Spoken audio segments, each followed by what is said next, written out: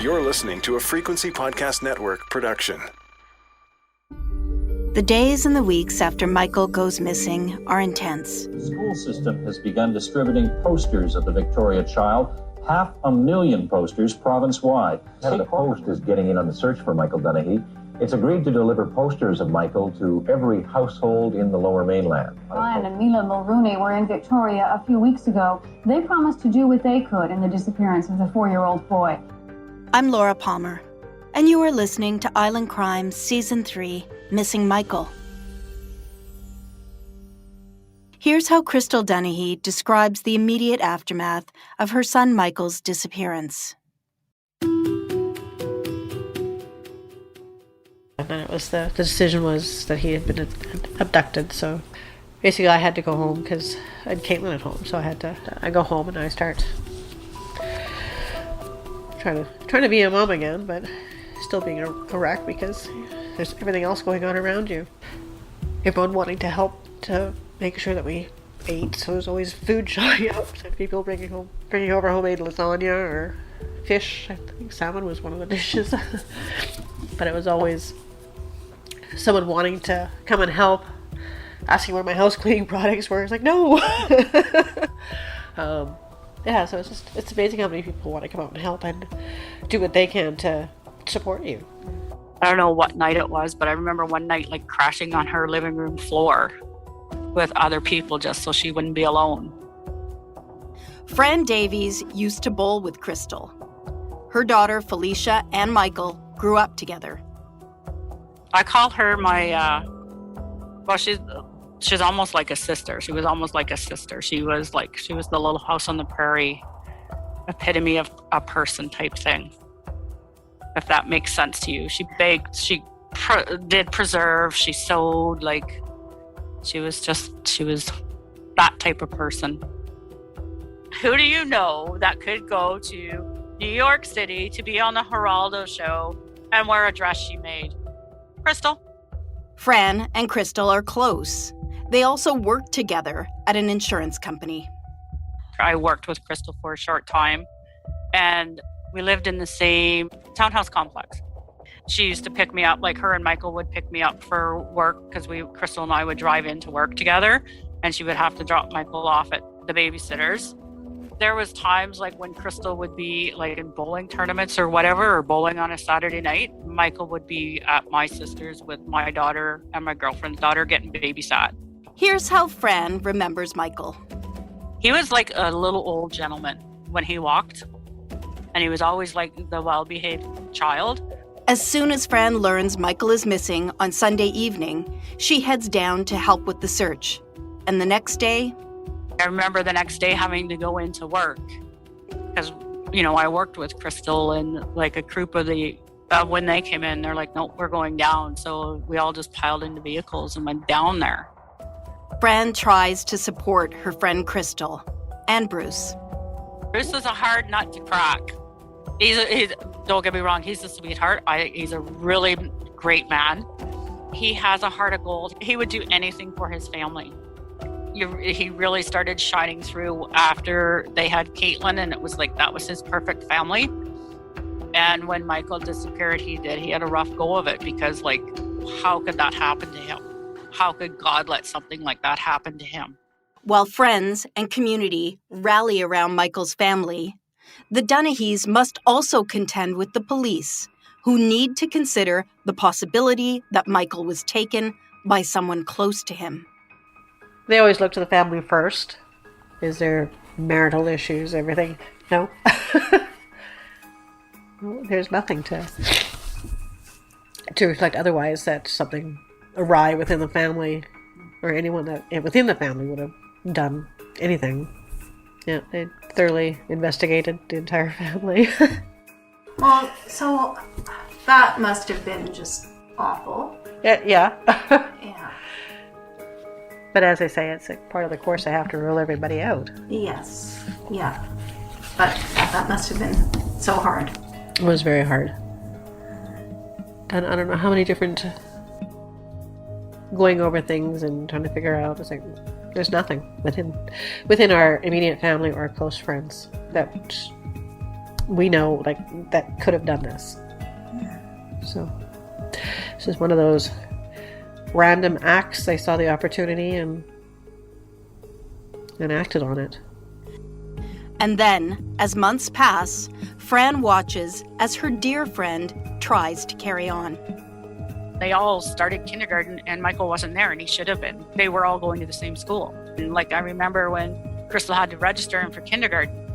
I remember when Crystal got the phone call from Family Allowance at the time telling her that they had continued her family allowance for him longer than they should have, but none of them in the office had the heart to phone and tell her that. Time passes. The Dunahees move out of the townhouse complex. But Michael's presence remains in the new family home. Then they'd first bought their house that they're in now, and they had redone it and all of that. She showed us Michael's room, and Michael's room is still like it was for his first birthday after he disappeared. His bed is made, his room is made, up, his name is there, his presents were there. Ahead in this episode, you'll hear from another detective responsible for picking up the file after Don Bland retires. But first, meet Michael's aunt. My name is Karen Dunahee. I am Michael's aunt.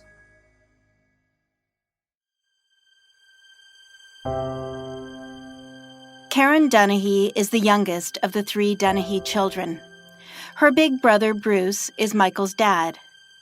Karen has been deeply missing her nephew Michael for 30 years.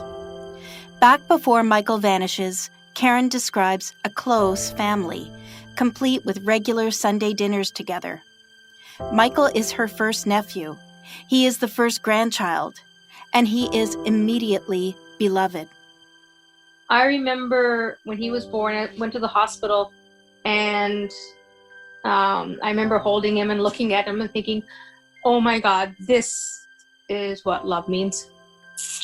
Because before that, I was just existing in life. It was just whatever. And he came along and, oh, I get it now. This is the meaning of life, holding him. And I was just totally, deeply in love with him in the first moment I held him. Karen looks after Michael one day a week. She will go on to look after Michael's sister Caitlin too, and to work in childcare.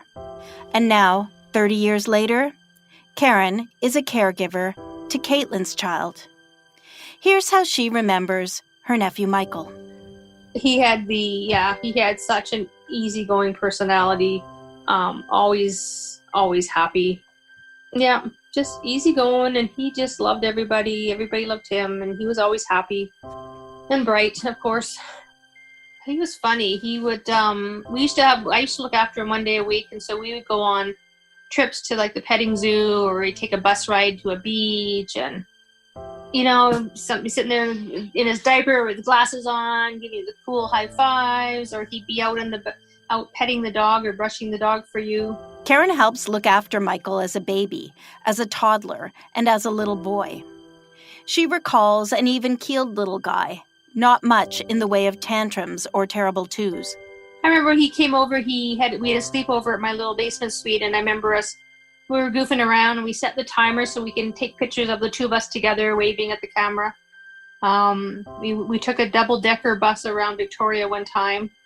We always took like a picnic lunch with us, and we went like to through Beacon Hill Park to the petting zoo, down to the beach. And he used to love my dog, loved him, and he loved my dog, so she was very protective of him.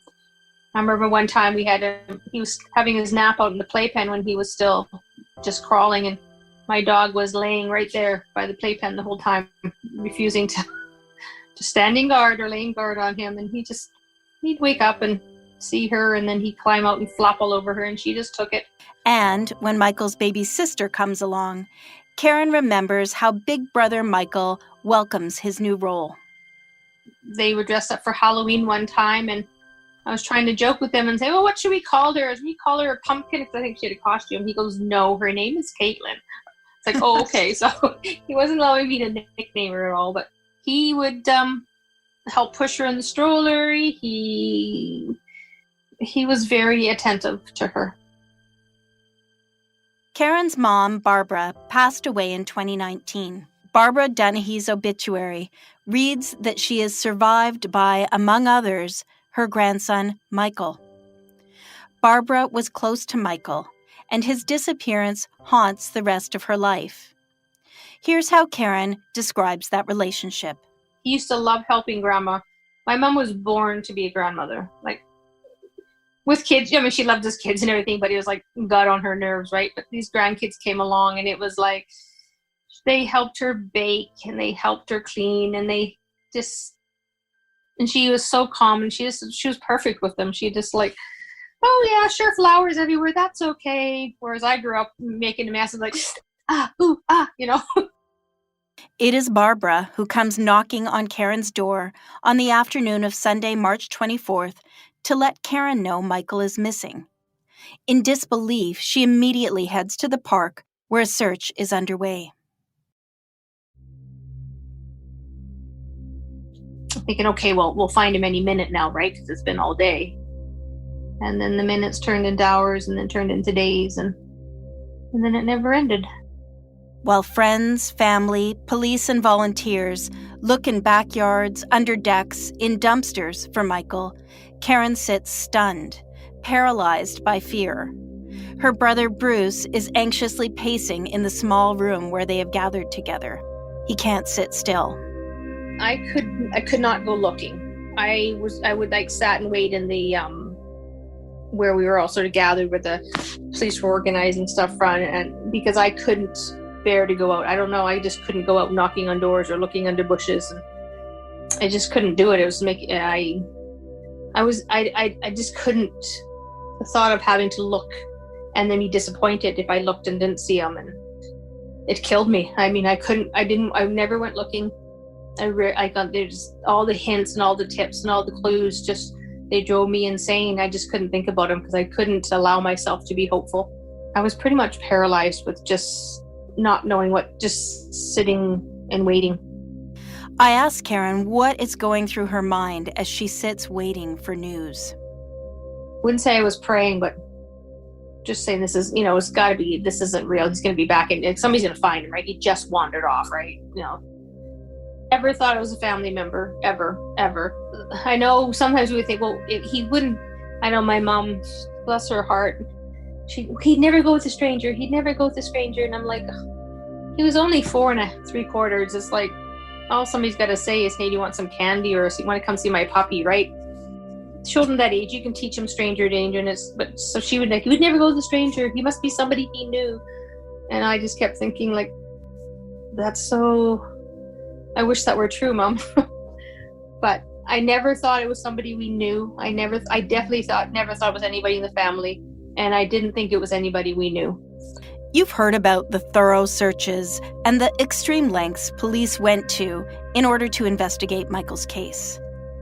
And yet, I learned it was a decade before police interviewed Karen, Michael's aunt, and one of his main caregivers. And I remember when I was finally interviewed by the police, I remember going, like, it's about time. Like, oh, well, we were sure you were fine. It's like, you didn't even know I existed. So how do you know I didn't have some crazy wacko in my life, right? I was not interviewed for almost, I think it was like the 10th anniversary before I was ever interviewed by the police. And I don't remember where I heard it, but I heard somebody say that they didn't even know Bruce had a sister.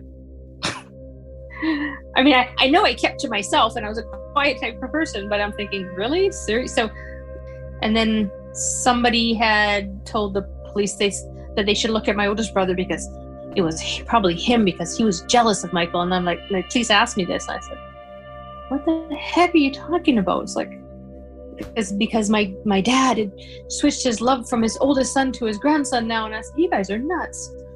It's just so far-fetched.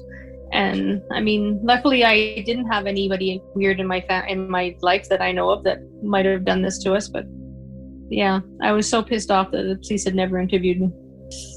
I mean, I know they questioned Bruce thoroughly. I know they questioned my dad thoroughly. But I think that, they automatically go to the parent, right? But it's just what it is. We go back and change it. I mean, it would make a difference, I doubt, but it just always struck me as like they were making it up as they went, I guess.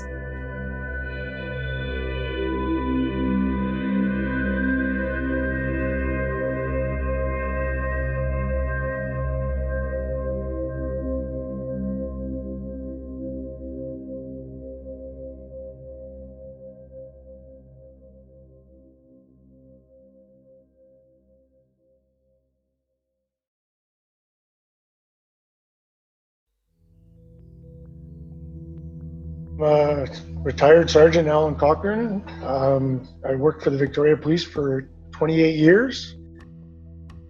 Al Cochrane has been on the job with the Victoria Police for 5 years by the time Michael disappears in 1991. I played touch football, and I had played on that field. I brought my young children to that field, so it did have some meaning to me. He plays touch football. He has also played on the field where Michael disappears, and he has young children. So the case resonates with him immediately on a personal level. But it isn't until later in his career that Al will get a chance to take on the investigation himself. It is Al Cochrane who first shares the policing context regarding the period of time when Michael first disappears.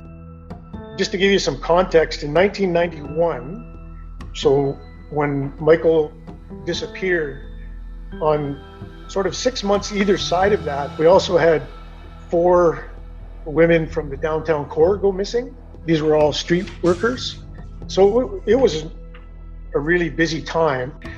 Back then, Victoria was known as the newlywed or the nearly dead, but Victoria Police, the city of Victoria has always carried one of the highest caseloads per member in the country. So it's a very, very busy place to work. Al Cochrane is hurt on the job, and when he returns to work, he becomes Victoria Police Department's cold case investigator. I had gotten hurt at work and I had had a surgery, and when I came back from that surgery, they created a cold case investigator.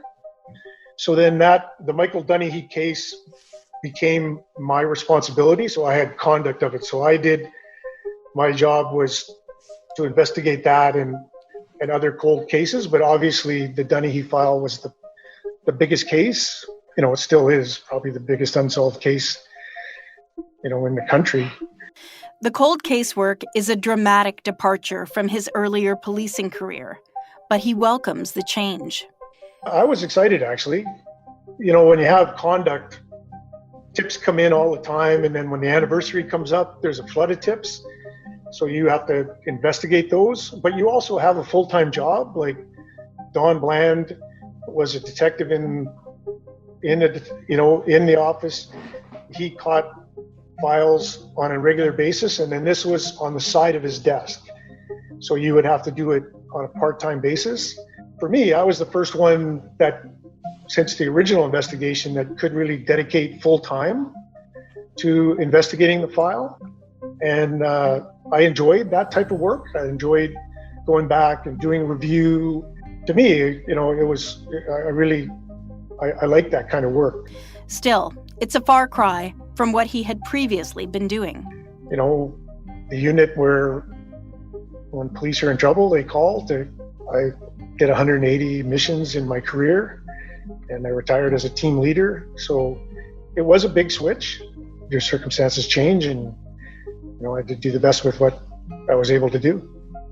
One of the first things Al Cochrane comes to appreciate is the enormity of Michael's case.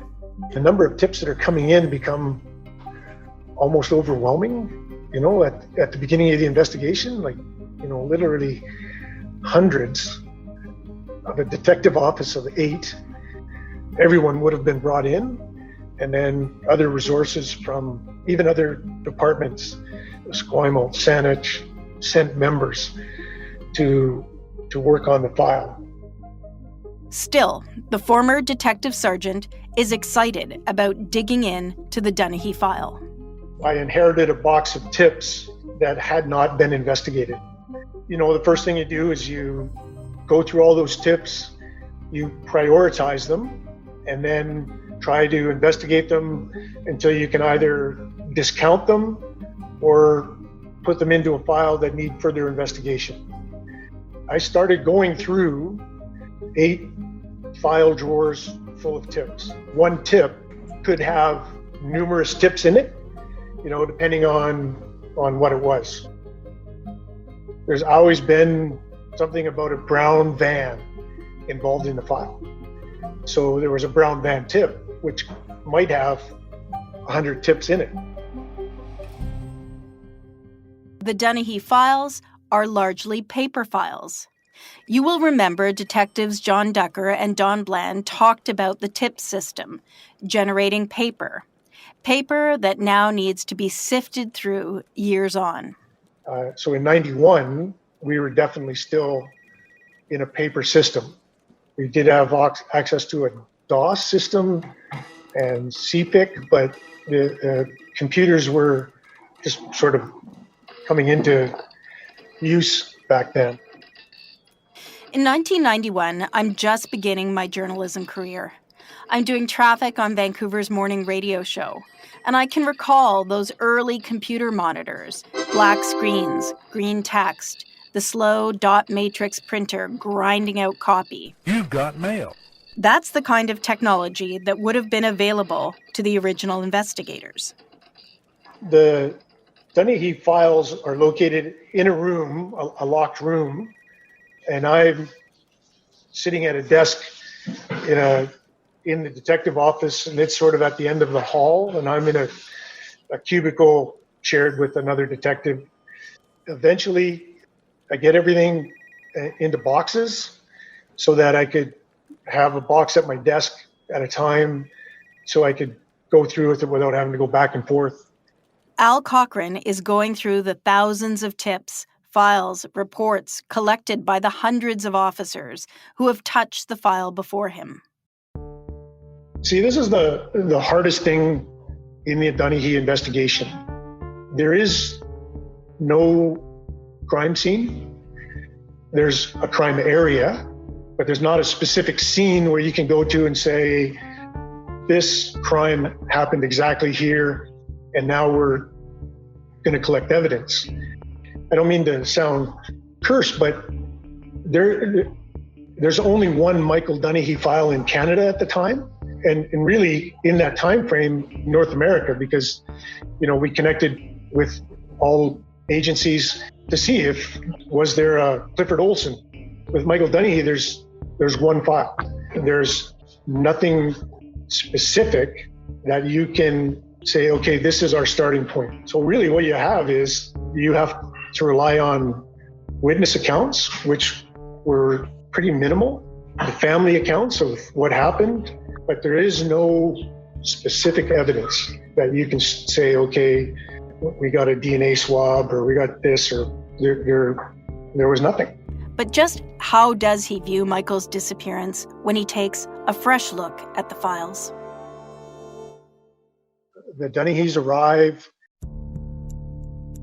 They arrive with another person in their car that they had picked up, another player from Crystal's team.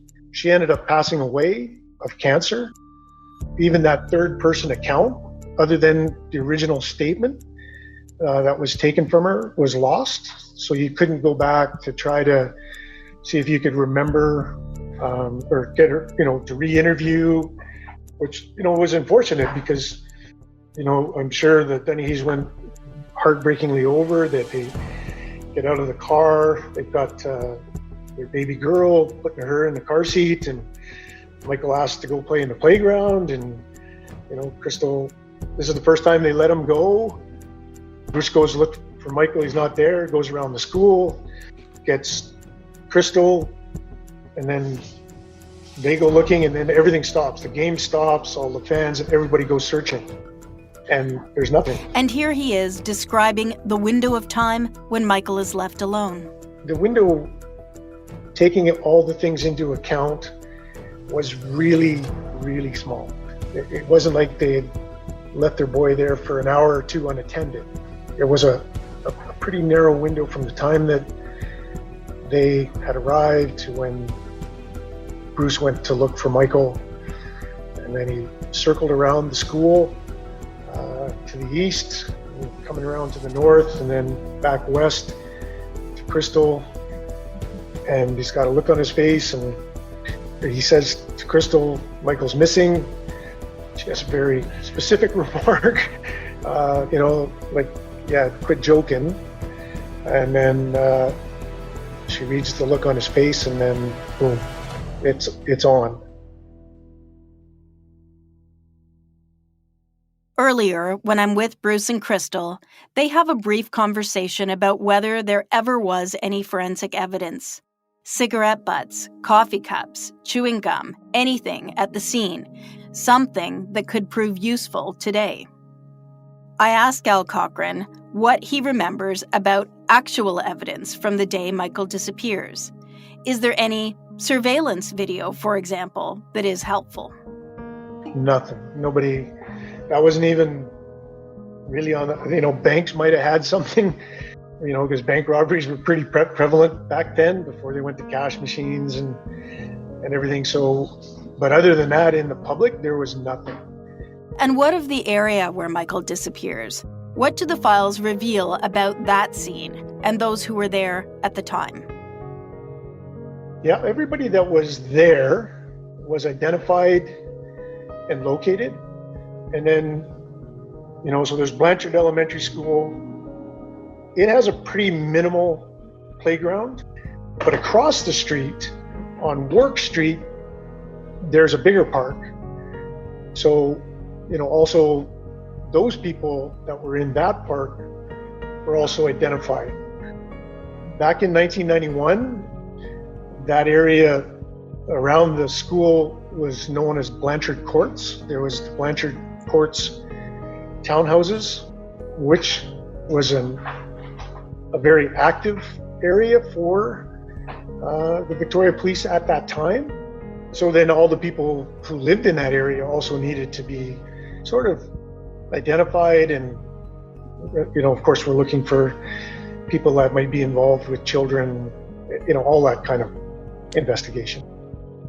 The Blanchard Courts are home to a few suspects, but more importantly, there are also witnesses. I think a couple of suspects did come up from the area that were eliminated. There were some witness statements that, were helpful. There's a brown van. The guy, because it's Sunday morning, his kids are going across the field to go get some eggs and milk for breakfast. And so he's watching them, and around the time there's a brown Volkswagen van that's going up the alley behind Quadra that goes between Kings and Hillside. And he specifically remembers it because he had a friend who had a very similar van, and he thought that was his friend, but it ended up not being his friend. It ended up, but he might have been a mechanic, but he knew the year just by how the van looked that was seen in the area at the time. And there's some brown van tips that came up, so that became a very interesting follow-up. A lot of work was done in that area, and it becomes one of the main focuses that I work on. I was able to identify just myself 4 tips that needed a lot more investigation. The brown van ended up being one of them. Al Cochrane is careful as he discusses what he learned during the review of the file. He's been retired since 2013. He doesn't know what happened with the investigation in the years following his retirement, but he does share another promising lead. There was information that came from back east, where a person and gave specific information about somebody who he thought might be responsible for taking Michael, and was supposed to be in the Victoria area or Vancouver Island at the time. So there was a lot of investigation done on that. And then when you're able to go back with a fresh set of eyes, which is why cold case files are important, and if you have people that are interested in that type of work, is that you can never fault the investigators at the time, because they're doing the best that they can with the information that they have and the time that's allocated. And Victoria Police never put any restrictions on overtime or how many people were involved. You know, they put 110% into defining this, and in solving this file in the early days. But at some time, you know, that's going to get scaled back. And so when you go back, maybe there was a tip that came in that had potential. It got to a certain point, but maybe the officer got transferred. Like you just never know what. So, you know, was able to make a pitch with the support of my superiors at the time that we should get some resources and we should look at this file more closely because, and fortunately at the time, we were able to do that.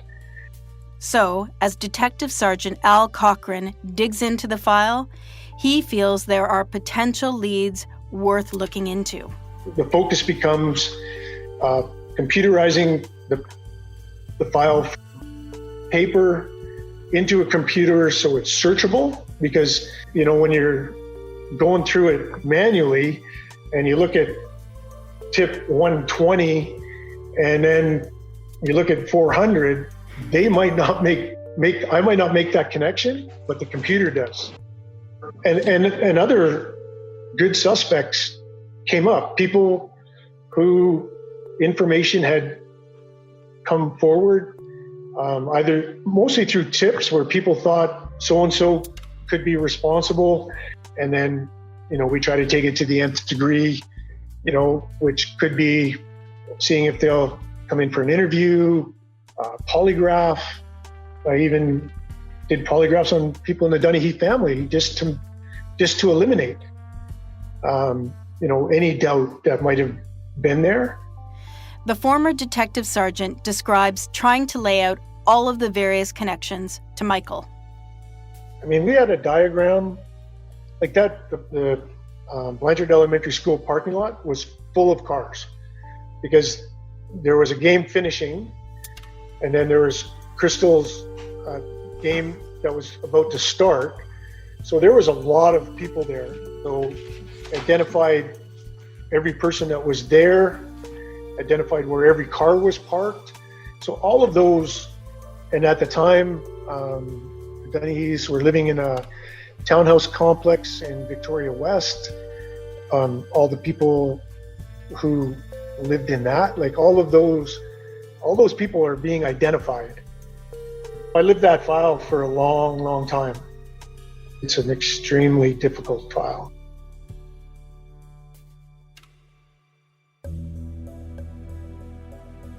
During the time that I was involved in the file, there was numerous polygraphs. And again, it's not an exact science. It's not usable in court, but in an investigation like this, if somebody will commit to doing a polygraph, you have to sometimes say, okay, they're inconclusive, or they're lying, they're inconclusive, or they're truthful. And if that comes out as truthful, you have to at some point be able to say, okay, I've done everything that I can possibly see to either take this investigation further with that person, or I've done everything to try to eliminate them to the best of my ability. And in a case like this, polygraph has to be at one point. You know, if someone comes as being 100% truthful to the polygraph examiner, you have to say, okay, I've done everything and they've given me their full cooperation. It's not 100%, but what else can you do, right? And I'm curious, of the suspects, were there people who didn't agree to take that step? There's definitely people in the file that will not take a polygraph for whatever reason. So those tips remain open. I certainly found some suspects that I believed needed a lot more investigation, and that was still ongoing when I retired. Beyond advancing suspect tips, I ask Al what other kind of work he does on the file during his time as a cold case investigator.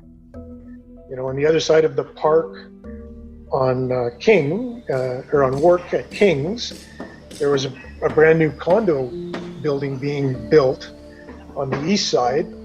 And, so a tip came in that maybe Michael had crawled down there. So back in the day, which is very prevalent in today's news, we did ground penetrating ultrasound in the underground garage, just to try to see, could that have been possibly overlooked? That was done in a few places, actually. And of course, there are the tips that Michael is still alive that also need to be considered. People, honest, hardworking people who care about this file and have certainly known about it from the beginning and are coming forward with just their heartfelt, honest, belief. And then you would go into the background and, I think I could say in all the tips that I looked at, we were able to find records that would prove that wasn't the case, that wasn't Michael, that you were able to say that boy was adopted from this province or that province by this couple or whatever. But, again, in the thousands of files that were there, I couldn't say every one of them was, but because it's still classified as a missing persons case, that has to be one of the possible outcomes. It would be the best possible outcome, but there is always that glimmer of hope, but it's probably on a pretty low percentage. Finding answers for the Dunahees, trying to discover whether Michael is alive or deceased, is what kept Al Cochrane motivated throughout his investigation. When I was doing the investigation, that was, a really driving factor for me. It was, could I bring a peace of mind for the Dunahee family to know one way or the other? Like what happened to their son? It's got to be an incredibly difficult life to live. I still do think about the file. When you invest that much time of your life into something and you're not able to bring a conclusion to it, I do feel definitely some remorse for not being able to bring a conclusion to it. And it is something. I do think about it, and when the anniversary comes up or, anything comes across the news, it's there. In the episodes ahead, you'll hear about some of the suspects and about how Michael's family fights to keep his memory alive. But there's no doubt missing Michael has forever changed the family and those close to them. The family dinner stopped for the longest time. Bruce wouldn't come into the house. First couple Christmases, he never came down to the house because coming into my parents' house and not being reminded him too much of Michael. So he couldn't even come into the family home anymore. I actually after a couple years, I ended up moving away. I just couldn't be in it. It was, for me, I needed to get away from my mom's optimism and her hopeful and her talking about it all the time. So I moved up island for a couple years. And I ran away for a while just to get away from all the direct stuff that was happening. My mom she ended up volunteering at the child find office because she needed to be involved in everything. Michael's grandma continues to believe her first grandchild will come home. She wanted to investigate every single tip that came in. I wish I could speak with Michael's grandma, Barbara Dunahee. She passed away in 2019 without getting answers about what happened to her beloved grandson. Here's her daughter, Karen, once again. My mom had amazing faith, and somehow she found conviction to, every Christmas she would say, oh, he's going to come home. He'll be home for Christmas. Oh, he'll be home for this holiday. he'll be home for this birthday. And, you know, the event would come and go, but it'd be like, oh, he's coming home. I know he's coming home for Christmas. And that used to make me insane. Like, I found that hard to be around. Like, her unwavering faith in what's going to happen. My dad tended to, I think he gave up fishing because that was something he did with Michael.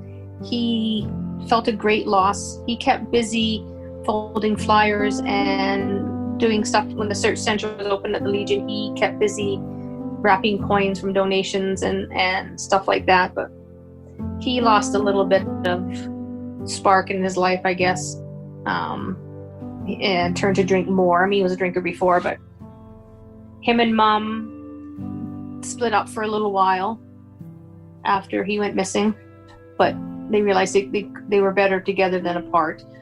I guess it was just too hard to be separated. But I mean, I really thought for sure my mom, when she passed, that's the one thing I whispered when she passed. It's like, you know, go be with Michael wherever he is and help us find him. Like, but she hasn't managed that yet.